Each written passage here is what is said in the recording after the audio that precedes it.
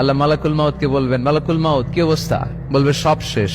মাইয়াব্বা, কে বাকি? মালাকুল মাউত বলবে জিনেরা বাকি, যাদেরকে দেখা যায় না। আল্লাহ বলবেন জিনদেরকেও শেষ করে ফেলো, রুহু কবজ করো। মালাকুল মাউত আজরাইল জিনদের রুহু কবজ করবে। আল্লাহ এবার জিজ্ঞেস করবে, ইয়া মালাকাল মাউত আখবিরনি মাইয়াব্বা, এবার বলো আর কে বাকি? মালাকুল মাউত বলবে, আল্লাহ মানুষগুলো সব শেষ, জিনগুলাও শেষ, এবার বাকি ইবলিশ শয়তান। কে বাকি? ইবলিশরেও শেষ করো, ইবলিশও শেষ। আল্লাহ আবার জিজ্ঞেস করবেন, ইয়া মালাকাল মাউতি মাইয়াব্বা, আর কে বেঁচে আছে বলো? মালাকুল মাউত বলবে, আল্লাহ আপনার কথা অনুযায়ী পৃথিবীর সব মানুষের রুহু কবজ করলাম, সব জিনদের রুহু কবজ করলাম, ইবলিসের রুহু কবজ করলাম, এখন আছে শুধু ফেরেশতারা। আছে কারা? যাও ফেরেশতাদের রুহু কবজ করো। ফেরেশতাদের রুহু কবজ হয়ে যাবে। এবার আল্লাহ জিজ্ঞেস করবেন, ইয়া মালাকাল মাউত আখবিরনি মাইয়াব্বা। মালাকুল মাউত বলবে, আল্লাহ আপনার কথা মতো ধরে ধরে সব শেষ, ফেরেশতাও শেষ, 4 জন ছাড়া। কয়জন ছাড়া? জোরে বলেন, কয়জন ছাড়া?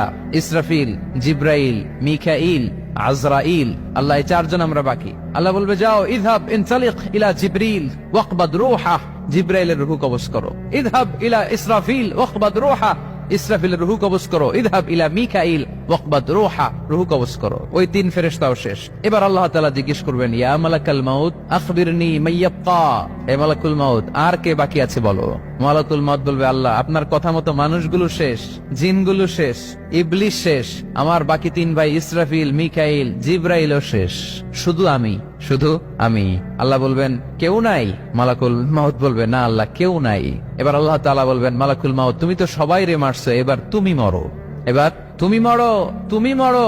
শোনার সাথে সাথে মালাকুল মাউতের কাঁপুনি ছুটে যাবে, খিচুনি এসে যাবে ভয়ে। আল্লাহ বলবেন, কাঁপুনি দিয়ে তো লাভ নাই, কারণ কুল্লু নাফসিন যায়িকাতুল।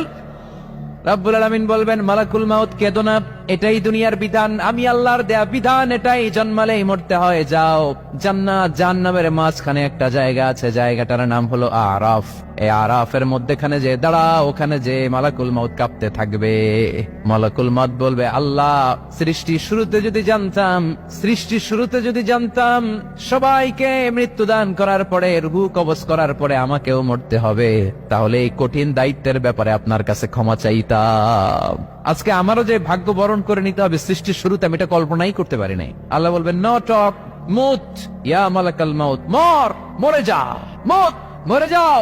বলার সাথে সাথে মালাকুল মাউত এক বিকট চিৎকার হাঁকিয়ে মরে যাবে। মালাকুল মাউতের চিৎকারটা সেদিন এত ভয়ঙ্কর হবে, বিষ্ণু ঈসা ইসলাম বলেন, ওই চিৎকারের আওয়াজ যদি পৃথিবীর মানুষেরা কান দিয়ে শুনতে পেত, তাহলে কিয়ামত সংগঠিত হওয়ার জন্য আলাদা করে ইসরাফিলের সিঙ্গার প্রয়োজন হতো না। ওই চিৎকারের আওয়াজে প্রতিটা মানুষ কানের পর্দা ফেটে ওই জায়গায় লাশ হয়ে পড়ে যেত। এবার ডানে বায়ে, সামনে পেছনে, উপরে নিচে কেউ নাই, একজন ছাড়া। জোরে বলতে হবে, তিনি কে?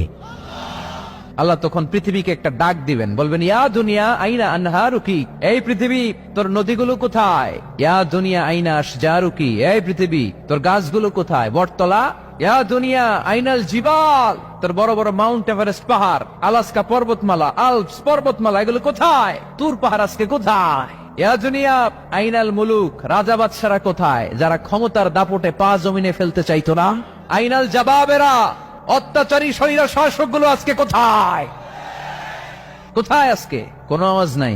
আল্লাহ তখন হুঙ্কার দিয়ে বলবেন, লিমানিল মুলকুল ইয়াউম, who belongs the kingdom today. আল্লাহ চিৎকার দিয়ে বলবেন, আজকে ক্ষমতা কার?